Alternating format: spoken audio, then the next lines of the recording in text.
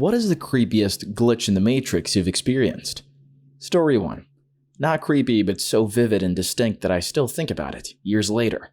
I had a subjectively long, involved dream where I was a vendor in a fish market. I remember getting up early, dressing, doing a whole morning routine, going to get tea, heading out to the docks, buying fish, loading them in a cart and going to get ice, then haggling for ice, buying some less fresh fish while I was at it, then going to a market to my stall, setting up and selling fish all day. It was so real. I talked to friends, smoked nasty cigarettes, haggled with customers, ate lunch, had tea, and just lived through the day. At the end of the day, I cleaned up, counted my cash, paid the stall rent, went home, cooked some of the fish I hadn't sold, sling with some veggies and rice that I traded for. I drank more tea, relaxed for a while, then drew a hot bath, soaked and smoked some more cigs, then went to bed. The next morning, I woke up refreshed, ready to go down to the docks to buy a fresh catch, except I was in my house, next to my wife.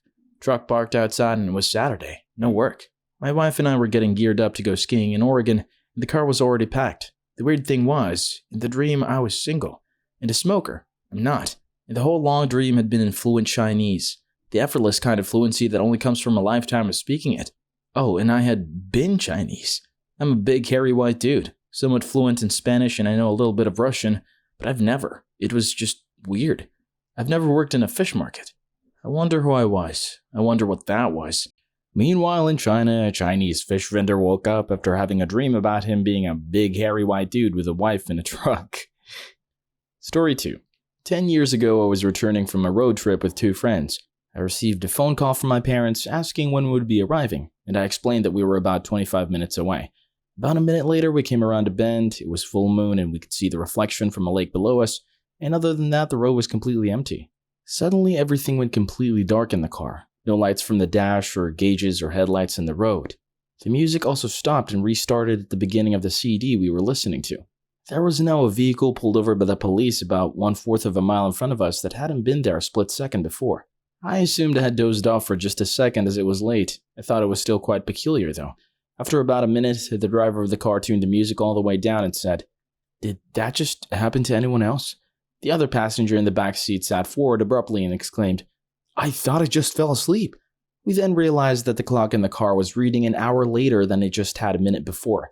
To keep ourselves from freaking out, we decided that the car had possibly had a momentary electrical failure and reset the clock to an odd time, turned off the dash lights, headlights, and gauges, and restarted the CD player.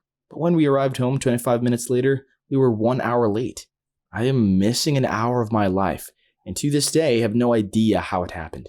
You're a wizard, Harry, but your superpower is teleportation and you need to learn how to master it. Story 3. When I was a teenager, I had 2 really intense dreams one night. The first one was about an online friend of mine calling me to say she'd broken up with her boyfriend, and I sang a few lines of Seal's "Don't Cry" to her over the phone. The second dream was finding a real-life friend's dead body floating in their bathtub. I didn't think anything of it up until I logged online that evening, and the friend came online to tell me her boyfriend broke up with her.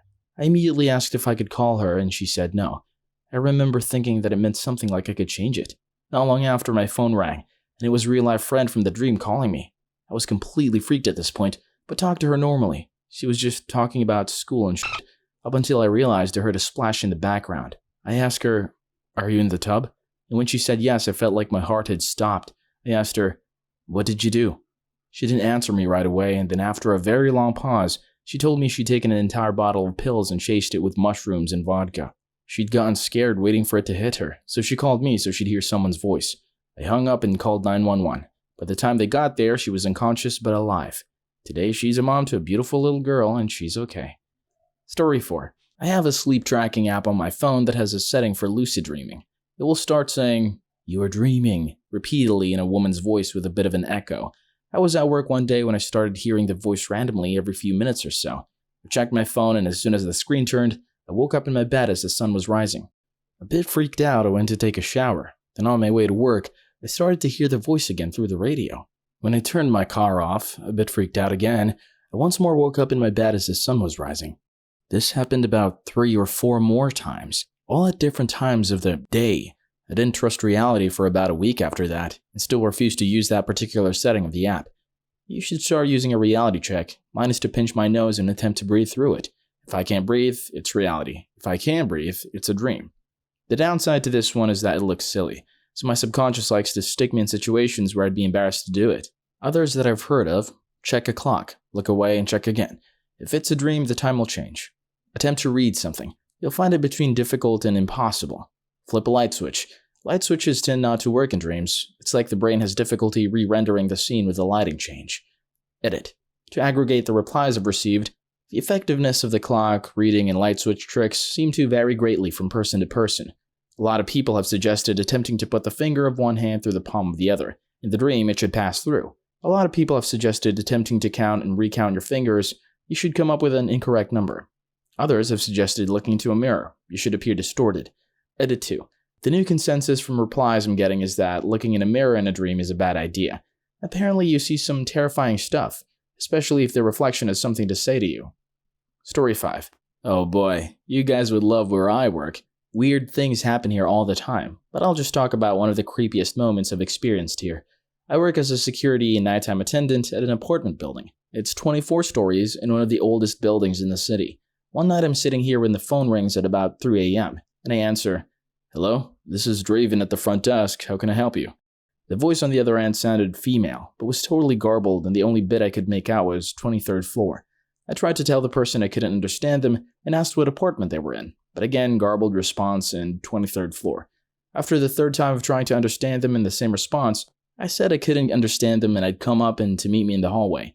So I go to the main elevators, and both are up on the, surprise, 23rd floor. Luckily, we have an older service elevator and it's only on the 7th floor, so I call it down. I get it and hit the button for the 23rd floor, but it won't move, and the inner door won't close. So I go to unlock the reset panel and boom, we start going up. Door still open. I'm freaking out. The elevator is shaking because it goes pretty fast and is old. As I'm going up, I just stay towards the back and finally reach floor 23. I step out, door closes just fine, and I look around the hallway. There's nobody around. I walk along slowly, trying to listen for anyone awake who might have called, but there's nothing. So now I head to the opposite direction and go towards where the regular elevators are, and when I get to them, they're just sitting there with their doors open. I was pretty freaked out, but I knew it could be just the elevators on the fritz. So I get in and figured I'll just reset them when I get to floor 1 when I hear the sound of the back stairwell closing. So I quickly get out and go to the stairwell, and lo and behold, no one's there. But the maintenance door to the machine room is ajar, and at that time, I'm the only one in the building with a key. The top of the building is a large machine room housing all the really loud machinery that does stuff in the building and allows access to the roof. I don't like going into it because it's creepy as and no one ever goes there, so at this point I'm seriously freaked out, but I muster up and head in. I shout, "Hello?" There's no response. The lights in the room flicker because they're fluorescent, so I can't see well either, but at the end of the room I can make out the roof access door, and sure as it's slightly open. So I slowly continue forward, checking the space in between each machine as I walk by. There's no one there, so I open the roof access door. I can't see anyone ahead of me on the roof, but there's a slight wraparound, and if there was a jumper or something, I needed to be sure, so I step out and leave the door ajar like it was. Almost immediately, the door is pulled shut. Now, I might have written it off as wind or something, but this door is hard to shut and hard to open. Really hard. I immediately grab the handle and hank it open, slam it behind me, and run straight for the maintenance door. It automatically locks when it's closed, so I slam it shut too and go back to the 23rd floor hallway. Get into an elevator, door still open, and go all the way down to the 1st floor. I go back to the main lobby, and as soon as I sit down, the phone rings. I pick it up, don't say a word, and sure as hell, garbled voice again, only audibly saying 23rd floor. I hung up the phone, turned the ringer off, and spent the rest of the evening just staring at the parking garage security monitor. There's been a bunch of creepy things happening at this building. It's basically like the Overlook Hotel at night. I walked past the dark room here on the 1st floor once, and I swore I saw myself standing inside it. The next night, as I'm inside said room cleaning, the lights flip off and I turn around to see a quick flash of myself walking past. Oh man, I could not cope with that. I think I'd just vomit everywhere and quit, and then quit again just to be safe. Story 6. This happened back in college. I was driving home from my cabin in northern Wisconsin through the Indian reservation. There was a man on the side of the road sort of limping along, and I pulled over and asked if he was okay. He said yes, he was fine. He just needed to get home because his wife decided she still loved him. They'd had a fight. I asked the man where home was, and surprisingly, it was the same city where I went to college, about 2 hours away. I offered him a ride. He didn't talk much. He was tired. When we got into town, he started giving me directions. "Just down there, it's close," he said. "Take a left at the lights." "Okay," I said. "Right here," he said, pointing. "After the white truck." "Here?" I pulled into the driveway. Yes. Shut up, I said. What? He asked. He was grinning like he knew what I was going to say next. I used to live here, I told him. You don't say. Yes, upstairs, apartment number 3. Yeah, that's ours. Now he was smiling ear to ear. Small world, he said. He thanked me for the ride and got out of my car and walked through the front door of my old apartment building. I know it was just a coincidence, but it was one of the strangest moments of my life. Story 7. I was heading home with my dad. We stopped at a drive-thru. I started feeling more and more anxious for no reason, to the point where it makes me lightheaded and sick to my stomach. We have to wait a little bit ahead because they gave us the wrong order, so I sit there feeling like shit, and it suddenly comes to me an urge to call my brother. He was trying to call us. He was in a car accident. No one died, some got seriously bruised. He was only shaken. I told him to shut up and get as far away from the car as possible. He didn't understand but followed through, trying to call some of his buddies, and I could hear them calling him a wuss. Him giving up and getting far, and then a loud noise. People shouting. After the whole shit was over, he told me what happened. His drunk friend tried to impress some girls in the car, hit the gas, drifted, and hit the bottom of the car on some rocks, completely fucking with the engine. They stood near the car, the driver still inside trying to turn the engine back on. The hood burst into flames and the car started to burn fast. The driver managed to get away but got severely hurt. Some of the guys and girls who stood around were hurt and burned too, but not as bad as the driver. My brother was the only one with light bruises from the whole thing. He told me that when I ordered him to get away from the car, he was in front of it, inches from the hood. I never experienced anything like this before, and after, just this once. It's just a fucking weird memory. I don't remember what I was thinking. I remember it like watching a movie and seeing myself and everything from an outside angle. Story 8. I have a few, but this one stands out. I was catching a SkyTrain in one particular city about 15 minutes from where I get off. While I wait, there's a woman with glazed eyes asking people for money. She came up to me, stopped briefly, and asked, "Excuse me, could you spare some money? My brother's in the hospital and I'd like some money to buy him some flowers." That's rich, I thought. Drug addicts are getting more and more obvious with their lines. "Here's $5. Gave it to her without even looking her in the face, convinced of her intentions. Anyways, my train pulls up and I get on. I look through the glass at her walking around and asking others for money as the train pulls away. The train arrives at the station 15 minutes later, and I walk down and out to the bus stop. There's only one bus in the direction I'm going, and just my luck, it is there waiting when I get off the train. So on the bus, I hop and wait for the bus driver to finish reading his paper before the doors close and we embark down the highway. After about 5 to 10 minutes of traveling, the driver pulls over for a routine stop. The doors open, and to my complete astonishment, the woman from the SkyTrain walks into the bus, a dozen roses in hand. She looks me right in the eyes as she walks past to take her seat. How in the blue hell did she get there? I took the train before her. I watched her at the train stop from inside as we pull away. I went over a river. I caught the first and only bus going in this particular direction. And not only did she beat me there, she had the time to go to a store and buy a dozen roses. To this day, I have no idea how this happened. Story 9. It happened in early 2000 when I was working at a juvenile detention center in a small town in Oklahoma as a corrections officer. I was working nights at the time and went to work at 9 p.m. This one night, when I arrived for work, my supervisor looked confused and asked me what I was doing there. I said, "I work tonight." And he said, "But they said you called in a few hours ago saying that you were sick." I was a bit confused and said, "It must have been someone else and they got the message wrong." After everyone else showed up for work that night, it was a bit weirder, but we carried on as usual and assigned everyone their places for the night. I went to work in the control room where I usually work. The control room is the center of the prison that has direct control over the cameras, doors, phones, and everything. After I relieved the guard on duty and settled in for the night, I looked at the message that said I called in. It said that I had called at 6:50 and said that I had gotten sick while out cleaning up after the storm. There had been a storm the night before and it was a bit bad, but not anything that I had to go out to clean up. It was truly weird. The supervisor came into the control about that time. He was also a friend of mine outside work and we started talking about it and how odd it was. I decided to call my wife at home and tell her about it while he was still sitting there. I picked up the phone and dialed. After 2 rings, a man picked up the phone and with a raspy voice said, "Hello?" I did not know what to say for a few seconds. I looked at the phone to make sure I dialed the right number, and I had. After a few seconds, the person said, "Hello?" Again in the same raspy voice. I said, "Hello? Who's this?" "This is Taylor. Who's this?" the person said. My heart started spinning because my name is Taylor also. I said in almost a scream, "Where's Ann?" He said, "Ann's in bed. Who is this?" I dropped the phone and told my supervisor to ring me out. I had to get home, and I took off towards the door. I could hear Dave pick up the phone behind me and say hello, followed soon after by what the fuck rather loudly. I ran to my car and drove home faster than what was legal, my mind racing the entire time. I busted through the door and my wife was sitting watching TV and was shocked at me being home. I asked her who was there and she said no one has been here. After a rather long talk with my wife, I went to call the prison to tell them what was going on, but the phone was dead. I went back to work and when I came in, Dave was acting weird and asked me, "How the hell are you doing this?" He told me that when I left, he picked up the phone and the person on the other end sounded like me. He kind of freaked out and hung up the phone. A minute later, as he could see my car leaving the parking lot, I had called back from home and asked what the fuck was going on. He said that I was a bit irate and said I was sick and did not feel like playing these games and was telling him to stop prank calling me and hung up. After convincing him I had no idea what was going on, we went back to work.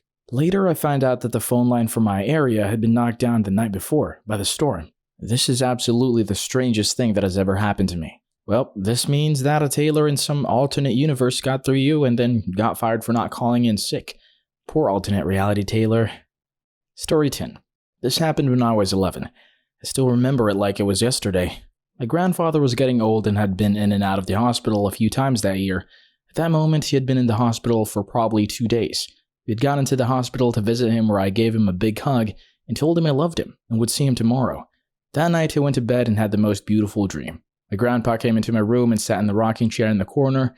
He invited me into his lap and told me he was going away for a while, that someday he would see me again. I shouldn't worry, because everything was okay and he wasn't in any pain. I smiled at him and gave him a big hug and told him I understood. I then looked over at my brother sleeping in the bunk below me and asked my grandpa if we should wake him up and tell him. When I turned back around to get a response from my grandpa, he was gone. I ran to the window to look out into the front yard. There he was, waving at me. He whispered, "Go tell your mom and dad exactly what I told you." I looked back at the door to my room and then back to the front yard, and he was gone. I immediately woke up, ran to my parents' room, and turned on the light. I told them exactly what Grandpa had told me. They told me it was just a dream and to go back to bed. I told them again exactly what Grandpa told me. Again, frustrated, it was 2 a.m., told me to go to bed, and we would talk about it in the morning. Just then the phone rang. It was the hospital. My mother started sobbing. Grandpa had passed. At that moment, she just sat there with my father staring at me. I still remember their faces. They both looked at each other, then me, then each other, and finally smiled and stopped crying. They gave me a big hug and told me they loved me and to go back to bed. They ended up going to the hospital that night, and my aunt came over to watch us. But we have never talked about that night since. In fact, I don't think I've ever written about it, which explains the tears rolling down my cheeks right now. Wow, that was liberating. And I'm glad other people have had these types of things happen too. Story 11. During a spinal tap procedure, I was put under. While under the anesthetics, I had what I can only explain as an out-of-body experience, seeing as how my viewpoint was from above my body looking down on the procedure. I watched the whole thing and saw that the doctor knocked my Game Boy off the tabletop while walking by, batteries ejecting from the fall. One fell in sight and he picked it up, but the other was next to the front left wheel under the bed out of his view, but not mine. I woke up groggy and told him where my other battery was, and he was shocked when he found it there. To this day, it still weirds me out. To clarify, my face was facing a wall that was touching the bed. In my possible field of vision, I would have seen the surface of the bed and the wall, but nothing else. Story 12. I used to live in North Carolina a few years ago, and still regularly go back to visit friends. While I was there, my friends and I, who are now in college or are graduated, ran into somebody who we had known, although I didn't know her very well, back in high school. A few days later, I flew back home to Texas. The next day, I went to the grocery store and I was walking down the aisle when I see a girl that looks exactly the same. I did the biggest double take I've ever done. Being 1,400 miles away from the city where I knew the girl lived, it seemed absolutely impossible. As it turns out, after I called my friends about it, the girl I had been talking to in North Carolina had an identical twin in Texas who just happens to live in the same city as me. For a couple of hours, I thought I was crazy, though. Story 13. When I was like 10 or 11, I was going to the beach with my aunt and her friends. There were 2 cars of us. To get there, we had to go through a very large industrial area. We didn't know the direction, so our car was following the other. Suddenly, they did an unexpected turn, and so our driver had to take a sharp bend. In that moment, we heard a very clear, loud voice inside the car, saying, laughing, "Sharp bend, The driver immediately hit the brakes. We looked at each other, puzzled. We all recognized it as a voice not belonging to any of us. At the very same time, we noticed that the other car stopped as well. The other driver got out of the car with a scared face and shouted to us, Did you hear that as well?" They heard the very same thing inside their car. The area around was fully deserted. Edit. A little bit of background. This happened in central Italy in the early 90s. My aunt used to act at the time, and most of the other guys were theater actors. The voice scared the shit out of us because it was very clear, near, but not coming from a direction within the car you could distinguish, nor front nor rear. Inside the car, but from no distinct place. It was like mocking us. We were scared, but soon someone started to say, "Hey, who of you did..." Remember, those were comedy actors who used to do any sort of strange voice. This was still we noticed the other car stopping and saw the look of the other guy driving that car. They all were as scared as us and told us, "We heard this scary voice inside our car," and told us the very same words we just heard. We were there on a hot day under the sun in an area with large streets and absolutely nothing and no one around us. No cars, no people, no buildings. We never figured out what happened. Story 14. As I type this, I'm already feeling deja vu. I've always wanted to share this part of my life with someone, but I've never been able to. So I'll just tell a bunch of people on the internet. One day I was walking to work and all of a sudden had an urge to walk a different path than usual. I work downtown in a big city. It was a strange spur-of-the-moment urge to walk a different way that changed my life forever. It turned into an alley I had never seen before. As I remember it, I made it about 15 feet or so when an actual glitch happened. Everything in my mind scrambled. I felt like I didn't have a body anymore, just that I was a semi-conscious entity floating through some weird dimension. All of a sudden, in the array of different colors and shapes, a vision came to me. It was a bunch of strange-looking people that in my mind resembled businessmen in suits. They looked startled and panicked that I could see them. One of the people made a quick movement and everything turned to black. When I regained normality, I was on a completely different street. It was the same street that I always used to walk to work. I felt sick and severely disturbed and depressed. I've never done any hard drugs, never experienced any hallucinations, never had anything like this happen to me. The weird thing is, when the glitch was correcting itself, I could see those people watching me like a caged animal. I had the feeling that I knew I was being controlled. It still bothers me very much to this day. Story 15. About a year ago, I had a terrible nightmare. It started off with me waking up in bed during a thunderstorm. As the room illuminated again and again from the flashes of lightning outside, I realized that the bed I was laying in wasn't mine. The head of the bed was against the wall the door was located on, and from my perspective, I couldn't tell if it was open or closed. That is, until I saw the face. At first, just the nose and jaw broke past the doorframe, but then an entire face slowly passed through the doorway. I tried to yell, "Who the f*** are you? Where the f*** am I?" But it felt like I had lost my voice. No matter how hard I tried to scream, nothing came out, and this person continued to enter the room, looking dead ahead away from me. Then just as the person was completely into the room, their head snapped towards me, and it locked eyes with mine. I tried to get out of the bed, but felt completely paralyzed. The person started making their way to me, but with every step, their body contorted in ways that would break a normal person's bones. Their neck snapped so the back of their head touched their back. Their jaw laid flat in their chest, and their arms had broken at the shoulders and migrated to their back like wings. Just terrifying shit. And just before they reached me, I woke up. The next day, I told my mom about it and went into great detail about the room. Turns out it was almost an exact copy of my room when I was a baby. We moved out of that house when I was super young, like I have no idea what the insides to any room look like. Just kinda weird, I guess. Edit. So I guess I have sleep paralysis. Cool. Story 16. Too many. I'll list a few. 1. One day while standing in the living room of a house I'd rented with my friends, I heard my roommate bound down the stairs as he usually did and run into the kitchen, slide across the floor and open the fridge.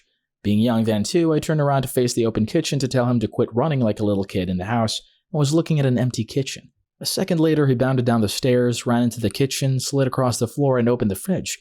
When he turned around, he said, "Whoa, what the f*** is wrong?" Because it must have been pale as a sheet. Number 2. When I was a child, I had a record player. Yes, I'm old, and I used to listen to Kiss. Yes, I'm old, and I was a lame kid. Anyway, as kids' poorly handled records tended to go, my favorite album developed scratches that caused the needle to skip here or there. One of the songs always had a skip in the same spot, and I got used to it. Fast forward to a year ago, out of nostalgia, I bought and downloaded the song from Amazon, wanting to walk down memory lane. I was listening to it with a friend, and then the song skipped, in the same spot. My friend heard it as well. I know she did because when I heard it, I went berserk and demanded she tell me what she heard, if anything at all, to check my own sanity. She heard it. I replayed it. The skip was gone. Number 3. I have on several occasions dreamt of a person, place, or event that, within a month, plays out in front of me precisely as I had dreamt. Number 4. I went to college in California at USC, but the summer before my first semester, I did an enrichment program in England at Oxford University. However, before I left, USC held an East Coast orientation for freshmen. I was from New York, and I attended. While there, I made a friend whom I'd continue to be friends with once school began. Anyway, after orientation, I attended the program in England. While there, I made a lot of awesome friends, and got very close, platonically, to this one great girl. We had a blast. Upon returning to the States and settling in at USC, I reconnected with a guy I had met at orientation. I couldn't believe my luck as I just stumbled upon him while he blabbed on a payphone. Yes, I told you I'm old. Which was great, because I had no idea if I'd ever find him, and that day campus was just crawling with students. He put whomever he was talking to on hold and made quick, "Hey, how are you?" small talk, promising to chat as soon as he was done with his long-distance call. I waited as he explained how a friend he'd made at orientation, me, had just found him randomly and how weird and cool that was. Then he said my name. Then he made a face. Then he asked my last name and, once I told him, he repeated it. Then he made another face. Then he asked me if I knew Rose, last name withheld for this story, and I stuttered, "Yes." He asked, "You met in England?" I was sort of stunned now. Yes, this was the friend I'd made there, probably my best friend there. He just handed me the phone. "She's my girlfriend. Here, she wants to say hello." Way too many coincidences there for comfort. Number 5. I'm one of those people. I'm someone who, for more than 20 years now, see uncomfortably frequent instances of 11/11. Yes, I have since seen that it was a worldwide phenomenon affecting millions of people. Yes, I saw that they made some dumb horror movies about it. Yes, most if not all the theories about what it could mean are absurd and I believe none of them. Now, the first logical response, which was also mine, was to assume that for whatever reason, I'm subconsciously prompting myself, based on my own inner clock, to look at the clock at 11:11. And that sat well with me. For a while. Then other things happened. I found an old wristwatch of mine in a box in my closet full of life detritus. The watch's batteries had run out and it was stopped at exactly 11:11:11. I sat with a friend in Denny's at midnight and finally revealed this oddity of my life to him, which obviously only elicited smirks. He never left the table after I told him and we were alone. I even made sure not to tell him in front of a waiter, lest they do too think I was nuts. At meal's end, he had to use the restroom and I had already paid, so I went with him to the bathroom hallway and stopped dead in my tracks, grabbing his coat so he couldn't continue. I just pointed to the wall, which had graffiti all over it. Only 11:11, written in Sharpie everywhere. A few months ago, I cleared boxes of junk out of an old office of mine before selling it. In one box was a wall alarm clock I had bought that surely had to be out of batteries by now, I thought. I then remembered the wristwatch. I thought to myself, if I pull this clock out and it says 11:11, then nothing is real. I pulled it out and the time was blinking. 11:11. I actually yelled, "What the f***?" With that, the alarm went off, startling me, and the time just went blank. The batteries were now dead, and it did not work at all anymore. So what does it mean? Are we in the Matrix? Is this a dream within a dream? I have no f***ing clue. Enough incidents have occurred just like this over 20 years, and with witnesses to convince me that I am at least not insane. But what the f*** it could even mean is well beyond my ken. Anyway, you wanted to know, so there you are. Story 17. A little backstory.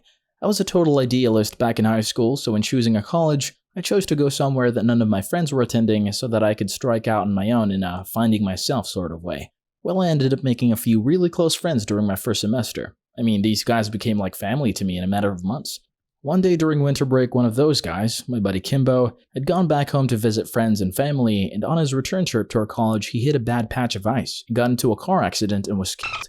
He hurt like a son of a bitch for a long time, and I still think about him all the time, but anyways, a few weeks after Kimbo's accident, me and the rest of the guys were getting back from a party off campus, and as we were standing outside our dorm building smoking a cig, I felt my phone vibrating. When I pulled it out, I saw that I was getting a call from Kimbo's phone.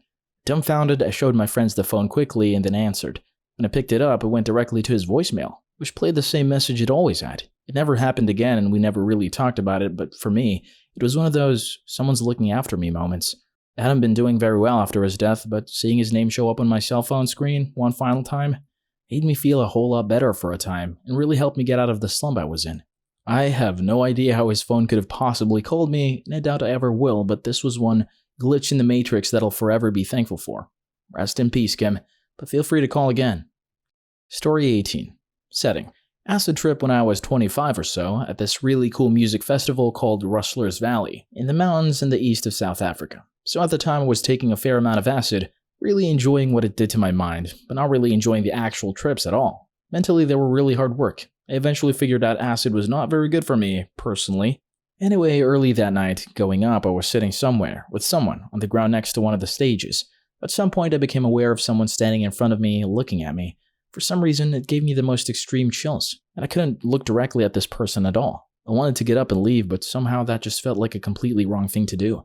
The person eventually walked away after what felt like a really long time. The night went its course after that, and like any old acid trip, turned out to be several successive trips between Hell and Valhalla. Much later, early morning hours, coming down, I walked around aimlessly and got to this spot next to one of the stages, where I spotted someone wearing the same jeans as I did. Which was kind of unlikely because I used to make my own jeans from very bright and busy curtain fabric in those days. As I got closer, I realized it was me from earlier that night. I stopped in front of myself, trying to figure out what to do with this bombshell, then noticed how uncomfortable I was making earlier me and ended up just wandering off, completely freaked out. After that trip, I still took mushrooms quite often. They always agreed with me, but that was my last acid trip ever. Story 19. Me and my friend were at a Chinese restaurant, and we ordered a General Tso chicken dinner and a shrimp lo mein dish. When we sat down, we took out both boxes and set them on the table about 2 feet apart. My friend opens the first box and we see a shrimp lo mein dish. It has all the things in there: noodles, shrimp, fried rice. He closes the box and opens the other box. Inside that box is another shrimp lo mein dish. Shrimp, noodles, fried rice. Oh, I think. They must have mixed the order. I was just about to say this when my friend says out loud, "Looks like they made a mistake and gave us 2. As he opens up the first box again. Inside of it is a General Tso chicken dinner order. General Tso chicken, white rice, and an egg roll. He froze and looked at me. I looked back at him, and we sat in silence. It took us 5 or so minutes to collect ourselves. I have no idea what the f*** happened. Are you sure you weren't high as f*** and opened the same box twice? Then went back to the first one and were mind blown? Story 20. Was monkeying around on the handrails of a balcony on the 4th floor of my building and fell off, as 2 of my buddies watched in horror. I remember seeing the concrete floor approaching as I fell head first and thinking, oh f***, I'm going to break my wrist. Why my wrist? Dunno. My next recollection is seeing my buddies yelling from up there, "Are you okay? Are you okay?" I look up, I say, "What happened?" They did not see me actually hit the floor, they just ran outside and saw me already standing looking up. Not a scratch, not a bruise, nothing hurt. I don't remember hitting the floor, standing up, or anything. No memories exist for those 1 or 2 seconds. None of us ever understood what happened, but we all saw it and agree on what happened. Story 21. I had just turned 22, and my parents had sold their house and purchased a place out in the country. On the property, there was a big shed not far from the house that I decided to turn into my place. Now, I felt kind of uncomfortable in the shed sometimes, but my dog kept me company, so it wasn't so bad. Anyway, I had been there for maybe 2 weeks, and one night I'm on the computer, my dog was asleep at my feet, and I need to pee, so I get up and go outside to piss. It's a beautiful, clear night, and the stars were incredible. Next thing I hear, the shed door slam behind me. I turn immediately and try to open it, but it won't budge. And from inside the shed, I can hear my dog start to growl, quietly at first, then louder. Now he's barking, and I'm panicking trying to get the door open. I must mention that I'm 6'5" and well-built, play sports, etc., but even ramming my full weight into the door won't open it. And I'm really panicking now as my dog's barks turn into whines, then whimpering, then silence. With all my might, I slam into the door and it flies open. The light is off inside now and it's pitch black. It won't turn back on and I'm in complete darkness. Can't see my dog anywhere and I stumble around trying to find a torch. Finally, I find it and pick it up and turn on my torch, and I wasn't prepared for what I'd see next. My dog had literally squashed itself into the furthest, darkest corner of the room, eyes closed, and is shaking violently. I immediately moved towards him, and as soon as I got within reach of him, he leapt at me into my arms and wouldn't move. I picked him up and I swear I've never ran so fast in my goddamn life. Never stepped foot in that shed ever again, and my dog wouldn't even go near that part of the property. I don't know what happened in that shed that night, but I'll never forget it. Story 22. About a year ago, my girlfriend and I went to eat dinner at Chipotle. It's in a smallish shopping area with a burger joint and pay-away neighboring the Chipotle. One of those kinds of upper-classy type shopping areas. We pulled into the parking lot in front of the establishments at around 5 p.m. on a Friday evening to find an empty parking lot. There were no tables outside. There were no cars in the parking spots, not a person in sight, and even the lights inside the buildings were off. Completely confused, I took the car in a sort of loop around the building in order to leave. The only thing of interest was a single fire truck parked alongside the building, headlights on, but no emergency lights, and no one in the truck. It struck us a little odd. Maybe a fire in the building? As we pull around the back side of the building and then finish looping around, we drive past the front facade of the building. Except for this time, every parking spot is full. Tables are outside, patrons at them, and food half eaten. There's people walking around and the lights inside the buildings are all on, but the fire truck was gone. Mind you, it took less than 30 seconds to make a circle around the building. Easily one of the strangest things I've ever experienced. More Adjustment Bureau than Matrix glitchy. Story 23. I'm not really sure if this belongs here, but here we go. When I was 15, I was incredibly depressed and struggling with my OCD and anxiety. It got to the point that I decided to kill myself. I arranged everything, note, when, where, how, etc., and waited. I waited about a week until my parents went out to dinner. I attached a note to my door telling my parents not to come in and to just call the police. Got dressed in my nicest clothes, showered, did my hair, and put a side note in my shirt pocket. My father had a number of guns and I chose one of them to do the deed with, a Beretta 92 handgun or something like that. I went into my bedroom, turned on some music, and laid down in my bed. I put the barrel into my mouth, sang a few lines of Free Fallin' Through Tears, and pulled the trigger. Then I went into a third-person type thing where I was just watching myself. I saw myself laying dead in my bed, slumped over and bleeding everywhere. I watched myself lie in my own gore for what seemed like forever. Then suddenly it felt like all the wind got knocked out of me and I was back in my body. Click. The gun jammed. I just threw it into the ground and sobbed into my pillow for hours before cleaning up everything and going to sleep. I have no idea what happened that day, but I'm more grateful than you can imagine. After that, I really made an effort to turn my life around, and it did. It's scary thinking that I wouldn't be here right now if it worked. Story 24. I'm from Finland, and that's also where these things I'm about to describe to you happened. This was some years ago, pre-smartphone GPS era. It was at the end of summer. 2 friends and myself were on a camping trip way up in the north in Lapland. The mosquito season was over and the weather was cooling down in anticipation of the coming fall. The 3 of us had packed food and gear for a 10-day trek. The car we arrived in had been left at the parking lot for a visitor center. This happened within the premises of the Urho Kekkonen National Park, a 985 square mile stretch of wilderness near the Russian border. The terrain there varies greatly, from treeless and semi-mountainous to dense forests of spruce and pine and dwarf birch. There are lots of swamps. Seeing reindeer is not uncommon, and some nights you might hear wolves in the distance. You can run into a bear or a wolverine in this place, but of course, normally they avoid people. We mostly camped in a tent, but some nights we used shelters and simple huts provided for travelers free of charge. The trip had lasted 5 days, and we were at the furthest of any kind of civilization we were going to be in that particular outing. Truly in the middle of nowhere. There really is nothing there. There are no villages, towns, or industry. The place is a national park after all. Seeing other hikers happen from time to time. You'd see some people in the distance maybe, but very rarely would you come face to face with anyone. So in the middle of our trip, we were camped in a small clearing, woodland extending around us for a considerable distance in all directions. It was already dark, we had eaten our evening meal, and all 3 of us were jammed in our only tent. It was a bit cramped, but we fit.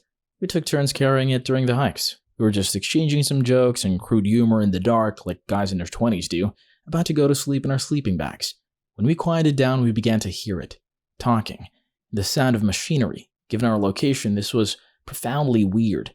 We camped in a tent because there were no huts nearby. Maybe there was another camp somewhere near us. We couldn't quite make out what was being said, but it was a human voice, no doubt about it. But nothing really could explain the sound of heavy machinery. It sounded like an excavator or a tank, something big, powerful, and really not too far away. Combined with the sound of talking, we thought construction yard. But at the time of night, in an unpopulated, protected nature reserve, we got out of our tent. It was cold and pitch black. The campfire had some coals still glowing. We took out our flashlights. My 2 buddies have always been a lot braver than me. The sound was clearly coming from the north, maybe half a kilometer away. We thought the construction might be going on behind a small hill some distance away. We could see no lights or anything. We still could not make out what was being said. The speaking-like voice was monotonous, and it was impossible even to say what language was being used. Still sounded a lot like a person speaking though. You may be aware of the sort of spooky phenomenon of hearing a human voice in static. Maybe you've used a blow dryer and been sure someone is talking, turned it off, and it was just something in the brain tried to interpret from the steady hum. Maybe it was sort of something like that. It's hard to explain. The machinery-like sound continued, not loud, but you could sort of make out the powerful engine, at times accelerating or adding power, and at times idle. My 2 friends resolved to go find out what was going on. We put our warm clothes back on, donned boots, and I sat next to the dying fire, adding some more wood to it. I would stay at camp while my buddies left to check out this mystery construction yard in the middle of nowhere in the Lapland woods. So there I sat. The guys took out their maps, took a compass heading, and left, and I could hear them make their way through the forest, seeing the light from their flashlights. Then they were gone. The weird sounds continued unaltered. They were gone 15 minutes, then maybe 30, and the better part of an hour. It was odd. Judging by the volume of the sound, they should have reached it, checked it out, and been back already. I added more firewood and tried to make out what the person talking was saying, but it was too tinny and obscure. The guys had been away for over 2 hours. I figured they had stayed for coffee with the construction guys or something, then the sound stopped. Just like that. It just ended. All at the same time. The engine sound and the voice both just quit. It was very silent. I waited for another 30 minutes, very worried now that something had happened, that maybe my friends were lost. Should I go and try to find them? I shouted their names several times and built the fire pretty big. I was scared shitless when suddenly I saw the flashlights of my friends. Apparently they were returning in a hurry. The guys got back to camp out of breath. They told me the following. They had followed the sound beyond the small ridge in the distance. There was nothing there, and it seemed like they were not getting any closer to the source of the sounds. They had to stop every now and then, be quiet, and listen to it to be able to walk toward it.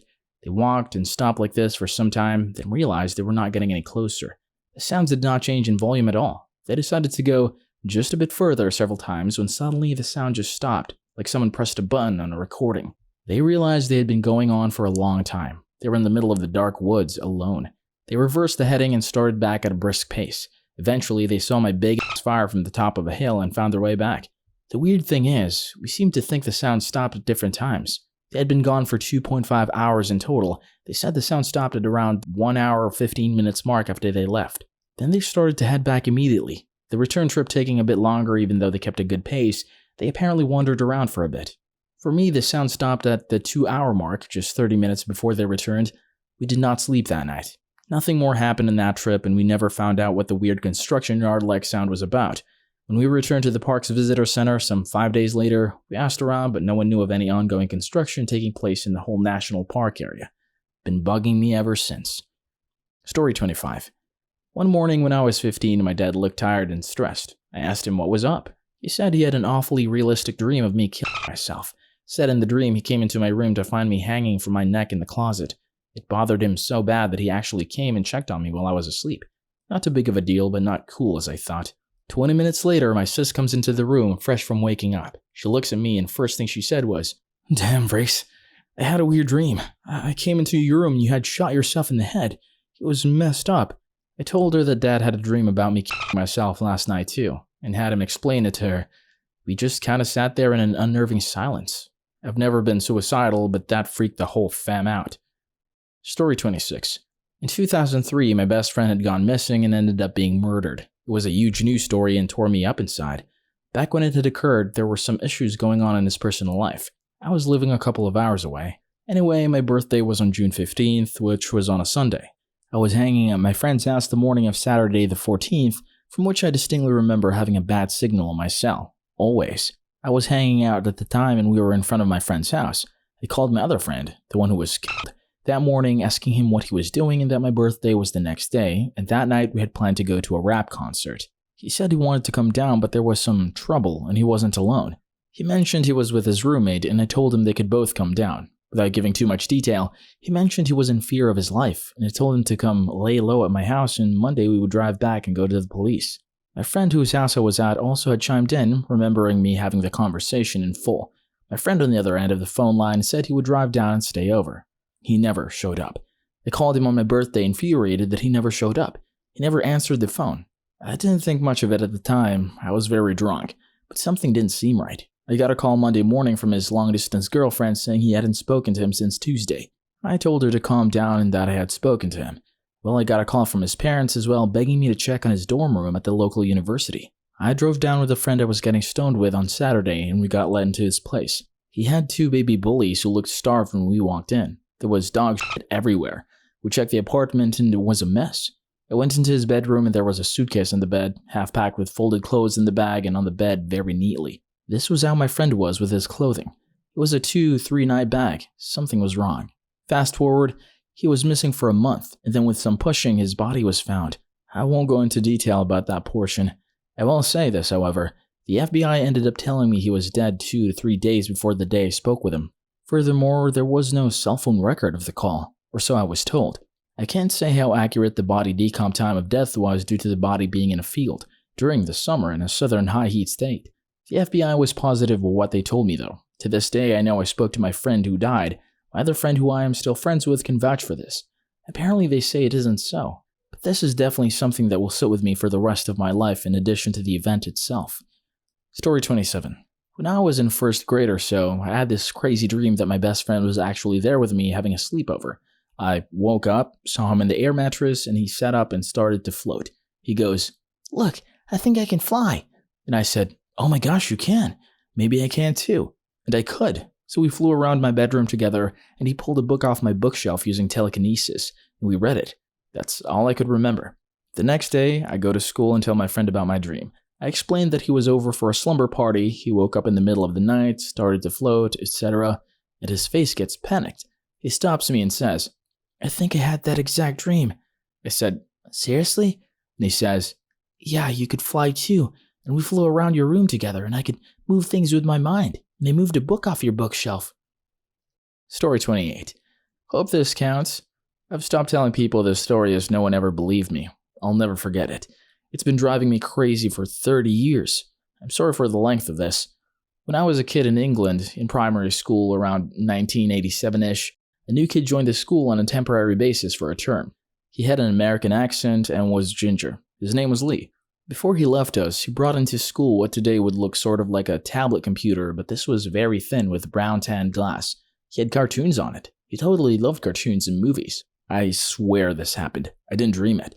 It was amazing. There was a crowd of kids who saw it, and their reaction was interesting because they liked it and wanted one. Comparing it to the Nintendo Game & Watch and calculators, but sort of accepted it and didn't think it was magical. But it certainly was. I said to him it was like the Hitchhiker's Guide to the Galaxy prop used in the TV series. He didn't know what it meant. He kept it away from the teachers and didn't bring it back in. I kept asking him questions about his calculator TV, and he just gave vague answers and said he didn't know. But when I asked where he bought it, he said his dad got it from the US. One other thing he said, he saw a movie that had every cartoon character ever. A few years later, I realized he was talking about Who Framed Roger Rabbit, which came out soon after. This was 30 years ago, and you can imagine how difficult in all this time it's been to describe this thing, as we haven't had ubiquitous tablets everywhere. I used to draw diagrams of it and show it to people. I went crazy when I saw the Tom Hanks movie Big, the scene where he pitches a handheld comic book video device. My parents just sort of acknowledged it, just humoring me. When Star Trek TNG came out and the pad was shown on screen, I went, "That's it! That's the thing!" Eventually the tablet PC came out, and I remember thinking, finally, at last. The video iPod was further confirmation. Today it's obvious that it was a tablet computer, and my story sounds more convenient and bullshit. I suppose I could track some other kids down on Facebook to prove this. I bet they would remember. Naturally, no one believes me. Story 29. A couple of weeks ago, my friend's dad told me a pretty bizarre story that scarred me for life. About 15 years ago, my friend's parents, Steve and Julie, were woken up at 1 a.m. to a very loud thud that rattled the house. Worried that one of the kids had fallen out of the bunk bed, Steve went downstairs to check on them, but all three kids were sound asleep and safe in their beds.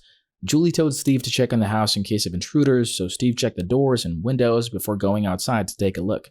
After 10 minutes of investigating the noise, Steve came across nothing unusual and went back inside to go to bed. He found his wife absolutely worried sick, and she demanded to know where the hell he had gone and what happened. Confused and tired, Steve told her he found nothing and tried to calm her down before Julie pointed out that it was now 4 a.m. and that he had been missing for 3 hours. Julie had even gone outside to check on him, and he was nowhere to be found, and didn't respond to her calling his name.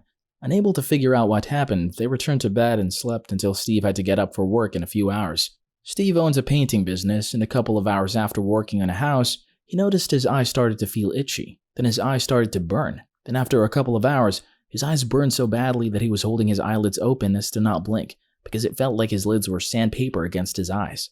His employees rushed him to the hospital, and Steve was treated for second-degree flash burns on his eyes.